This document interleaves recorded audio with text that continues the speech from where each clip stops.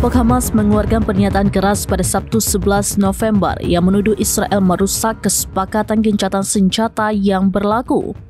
Tuduhan ini juga disertai seruan tegas agar pelanggaran dan pembantaian di jalur Gaza segera diakhiri.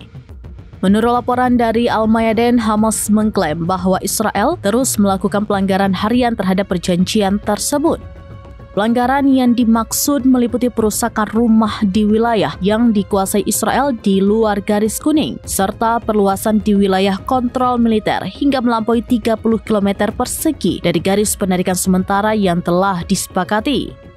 Israel juga dituduh melakukan patroli militer dan menempatkan penghalang beton di zona-zona yang seharusnya didemilitarisasi.